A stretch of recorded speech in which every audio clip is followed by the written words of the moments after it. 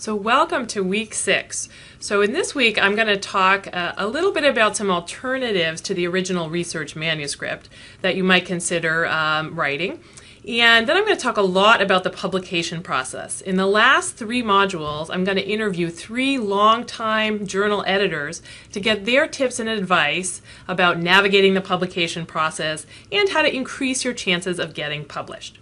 But in this first module, I'm just going to start by talking about some other types of papers that you might see in the literature and you might consider writing besides the original research manuscript. But first, I want to start in here with an example of good writing. I want to make sure that in this course I'm not just giving you all examples of bad writing, but also giving you some examples of good writing. So I was reading this piece by a Stanford professor who actually invented something called optogenetics. He had written a review article about optogenetics, and I thought he did a really great job on the writing, and I pulled a passage that I really liked from this. So he says, "The lesson of optogenetics is that the old, the fragile, and the rare," notice the use of dashes here, "even cells from pond scum or from harsh Saharan salt lakes can be crucial to comprehension of ourselves in our modern world. The story behind this technology underscores the value of protecting rare environmental niches," I like that verb underscores, by the way, "and the importance of supporting true basic science. We should never forget that we do not know where the long march of science is taking us or what will be needed to illuminate our path." And actually that illuminate right there is a little pun, a little play on words, because optogenetics is about using light to control the brain. So he got in a nice verb there with illuminate.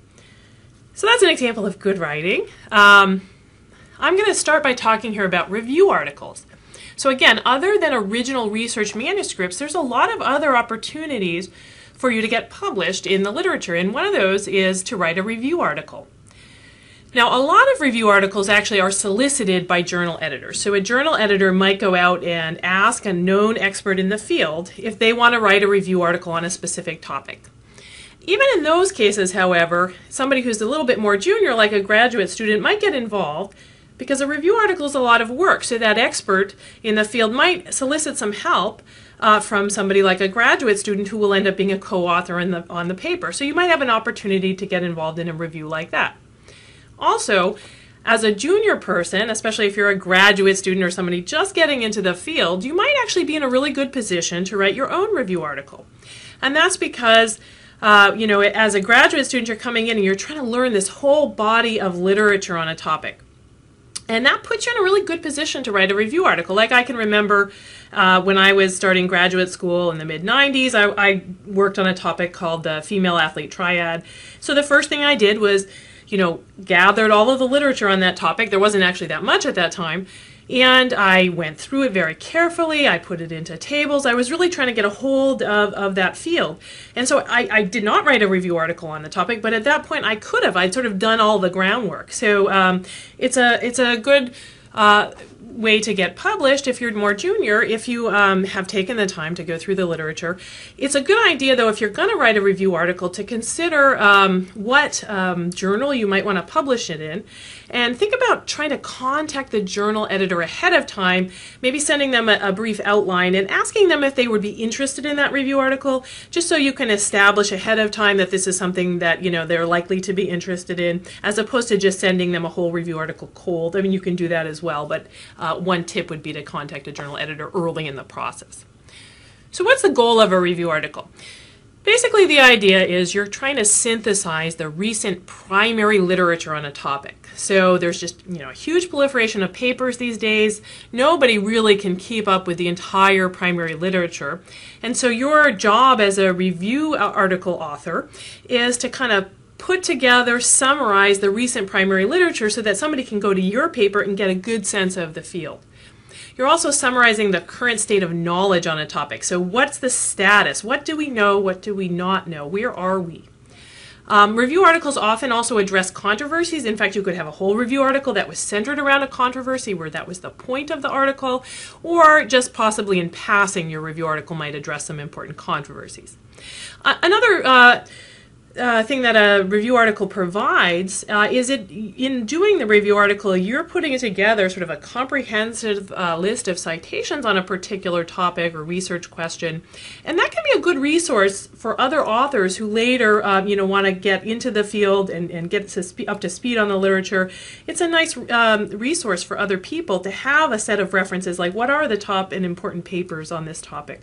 So that's a real service also. Of course, you want to make sure that your references are correct, and we'll talk about that some more. So there's three basic types of review articles that you could do. So there's what we call non-systematic, systematic, and meta-analysis. So a non-systematic review is actually probably the most common type that's done. It's sometimes called also a narrative review. And what distinguishes it from the other two is really that it's a little bit of a less rigorous review. So ideally, if you're going to take the time to do a review article, you might consider doing one of the more rigorous types. But sometimes, a graduate student might put together some kind of non-systematic review. It may not be completely comprehensive, that is, it may not look at all of the papers on a particular topic, and it tends to be a little bit more qualitative than, say, a systematic review or a meta-analysis rather than quantitative. So you're sort of just saying, well, this was a good study because of these reasons, and you're not necessarily scoring the studies. In contrast, a systematic review, as the term systematic implies, it attempts to find and summarize sort of all the relevant studies on a particular research question or particular topic. Authors have even gone so far as to solicit, to try to find unpublished work. So if they know of researchers who are working on a study but haven't published the final results, they may contact them to try to get information about that work, even though it hasn't been published yet. When you're going to do a systematic review, it follows a pretty specific process. So the first step is that you have to come up with a rigorous search strategy. So you define, well, what is the specific topic that I am interested in looking at? And you want to be kind of narrow on this. You don't want to make it too broad, or you're going to run into a literature that's too big. So you're going to have some kind of narrow, predefined topic, research question you're trying to answer, and then you're going to define some exclusion and inclusion criteria for the studies you want to include in your review, and you're going to write these out before you even go and do the search. You're also going to target what are the databases that I'm going to be searching. So for example, maybe you want to look at all the randomized trials on a particular drug. So maybe that would be your inclusion criteria. You're looking for studies where you're searching, you get the words randomized trial and the drug name. Then you would go through those studies in more detail and use some exclusion criteria to exclude some of them. So maybe you only want placebo-controlled studies, so you would exclude the ones that didn't have a placebo control. So you're going to come up with a search strategy. It's a good idea to involve an information specialist, especially if you're at a university that has a library. There are people over there that their expertise is on doing searches. So go and talk to them to make sure that you're doing the proper search so that you can capture all the relevant studies. You're also going to, ahead of time, set up a set of criteria for evaluating the quality of these studies. And these are often a quantitative measurement. So you might have a scoring system where you're going to rank the studies from a low of 1 to a high of 4 or something like that based on the quality of the evidence in those studies. So it's often a quantitative evaluation, and you've got some predefined criteria that you've set out ahead of time for evaluating the papers in your review. And then finally, the meta-analysis. What distinguishes it from a systematic review is that there's an additional step. You're going to use some kind of statistical techniques to actually pool the data from those different studies, even sometimes some data that's unpublished, to pool that data and come up with a final summary measure that answers a particular question. So, for example, if you were looking at all the studies that looked at whether or not zinc can help prevent colds, you would maybe pull all of the studies, all the randomized trials, or all the studies that looked at that, and you'd take the outcomes of those studies Or sometimes even people will do meta-analysis on raw data, but that requires you go out and get the raw data from all the investigators. So more typically, you'll take the summary measures from those individual studies, like maybe, the colds, zinc doubled the risk of colds, or zinc cut the risk of cold in half. You'll take those numbers from the individual studies, and you'll somehow pool them into a single summary measure that tries to answer the question, does zinc prevent colds? So, so that is a higher level of rigor and also more work, because you're actually doing some very defined statistics on trying to pool that data into some kind of final summary measure. So what's the structure of a review article? In general, sometimes they'll have an abstract, sometimes they won't. It varies by journal. Then there'll be an introduction section, and that's going to it's going to be very similar to the introduction section that we used for an original research manuscript. So it gives some general background, sort of the what's known and the what's unknown, what are the gaps in the literature, and then it gives a clear statement of the aim of the review. What is the purpose of this review? Are you trying to evaluate a new experimental technique? Are you trying to evaluate or answer a particular research question? Are you trying to answer a particular controversy and give one point of view on that controversy? So a review must have a clear purpose. And that's probably the biggest problem that I see with reviews when I'm editing students' reviews, is that they kind of are just this litany of all these different papers, and they're not synthesized in any coherent way sort of around a central focus.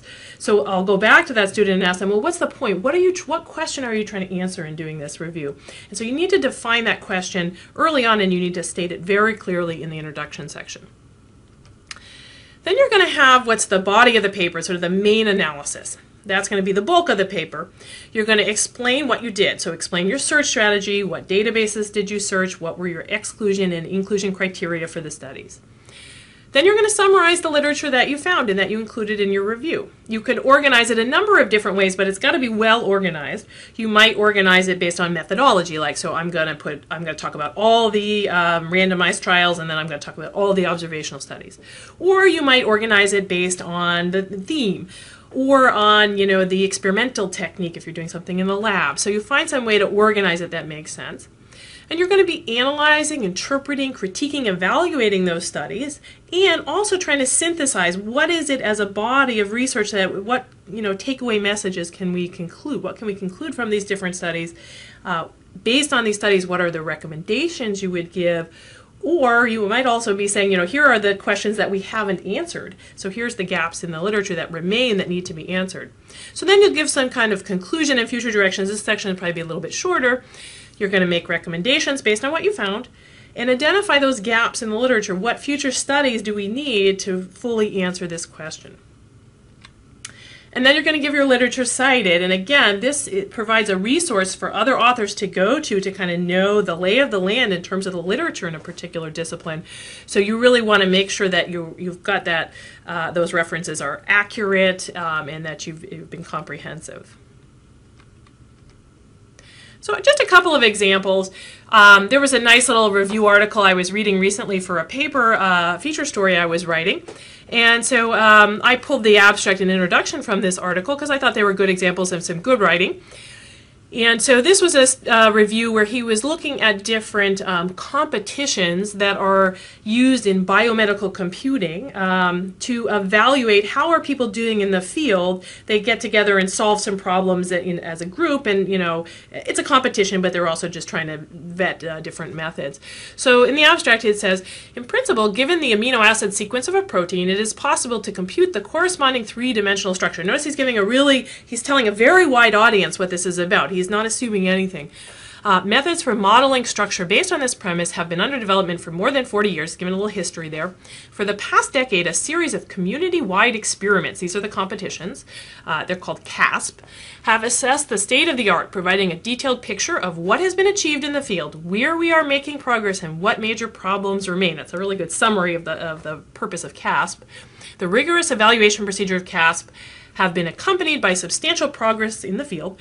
Lessons from this area of computational biology suggest a set of principles for increasing rigor in the field as a whole. So you know what he's going to be doing in this review. He's going to be reviewing CASP, this set of competitions that's been going on for a number of years now, and suggesting from that experience some principles that could be applied to the wider field of computational biology. And I think this is, again, I think both this abstract and this introduction have some nice writing in them. You can see it's very clear. It's very easy for somebody who's not in the field immediately to understand what he's saying. Again, I was writing a feature story, and that was the reason I was reading his article, and I was so happy when I came upon his article because it was so well written. So, and then this is the introduction section. Notice it's pretty short. And again, a little bit of history. In the 1950s, work by Anfison and colleagues conclusively showed that the information determining the 3D structure of a protein molecule is contained in the amino acid sequence. Recognition of this relationship rapidly led to the development of methods for computing structure from sequence. There were many early encouraging reports of partial successes starting in the 1960s and continuing through the 1970s and 1980s, and yet, during this long period, there were very few reports of computed structures in any way competing with those obtained experimentally. That's a really nice statement of the problem there. The mismatch, that's a good word, between apparent success and a lack of useful applications suggested that the traditional peer-reviewed publication system is not sufficient to ensure rigor in this area of computational biology.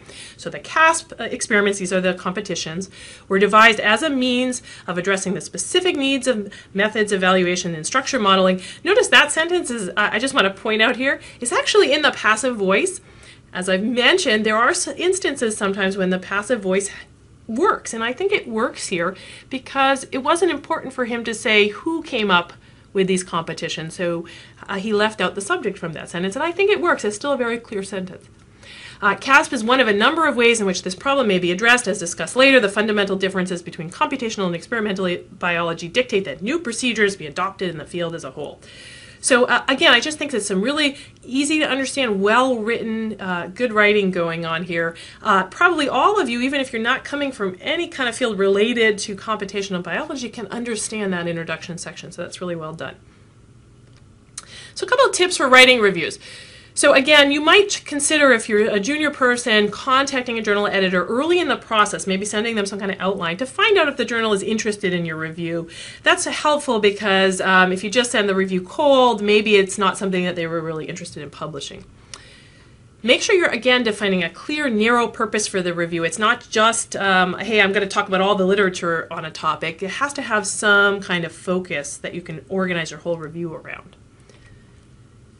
And again, you need to develop a real clear strategy for searching the literature. So meet with somebody, an information specialist who knows about searching. If you're at a university, that person is probably at your library.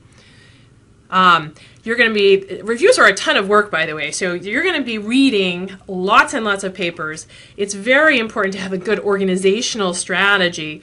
So you're going to be taking a lot of time, spending a lot of time in this pre-writing step I've been talking about, making sure that you're organizing all of the relevant papers in a way that it's going to be easy for you to write the review later. So take a lot of time getting organized up front. And then remember that a review article is really written for a very wide audience. So it's not, even though your topic might be kind of narrow, it's written for anybody who wants to learn about that topic. They're going to your review because the material in the primary literature hasn't yet appeared in a textbook. And so you're kind of filling in, before there's a textbook written on this subject, here's a good summary of what's out there in the primary literature. That means people coming from all sorts of fields might pick up your review. I'm often reading review articles because I'm writing about science, a lot of different science topics for magazines and things, and I'll pick up a review article to get a sense of the field because it's often topics that I'm not inherently familiar with. I really appreciate when those reviews are well written because, again, I'm not coming right from that scientific field, and if it's not written for a wide audience, if it's not well written, it's not very useful to me. But when I pick up a well-written review, I can really get a handle on a field very quickly. So the good writing is even more important for a review article. So that's review articles. Another really good type of publication to consider, to keep in the back of your mind, are letters to the editor. People often forget that those are out there. That's something that you can write, but they're pretty short. They're pretty quick to do. I've done a number of letters to the editor, and there's something you can sit down and write in a couple of hours. And they can lead to some interesting and good publications. So, so what's the point of a letter to the editor? In general, you're critiquing or responding to a specific article that the journal has recently published. So you're going to be sending your letter to the editor to the journal where that first article was published. You usually have a very specific critique. Occasionally, letters to the editor can be actually short original research manuscripts, which you might send in response to another article because maybe somebody's published a set of data in that journal and you have sort of a similar set of data that can add a little bit of information to their research question, and you might, rather than publishing it as a whole original article, just send it in as a letter of editor to the editor in response. So it has a couple of purposes, but generally usually they're critiquing something. And they have to be timely. Journals have windows where they will accept letters to the editor. Usually it's a couple of weeks, maybe a month or two at most, after the original paper is published. It has to be timely. That letter to the editor has to refer to something that's recently been in the journal. So look at that guideline, because if you're trying to write about something that was published 6 months ago, it's probably too late. Letters to the editor also have to be really concise. Go to the instructions for authors and figure out exactly how many words they allow. Generally, it's something in the order of 200 to 400 words, maybe a maximum of one table or figure, a maximum of a couple of references. So make sure you look at that ahead of time so you know how to write the article. And the structure is pretty simple. The first paragraph will give an overview where you're going to cite the recent article that you're replying to. You want to give some kind of praise to the authors in that first paragraph. The fact that you're writing a letter to the editor about their paper tells you that they must have done something really interesting. That paper caught your attention enough for you to bother to read it in great detail and to come up with a critique about it and to bother to write a letter to the editor. So there's obviously something important and interesting in that article. So make sure you praise the authors for that. You know, this study is relevant, it's well designed, it has an intriguing hypothesis. We found the article to be excellent and highly relevant. Give the authors their due, that they've, generated a dialogue about their paper. That's, praiseworthy.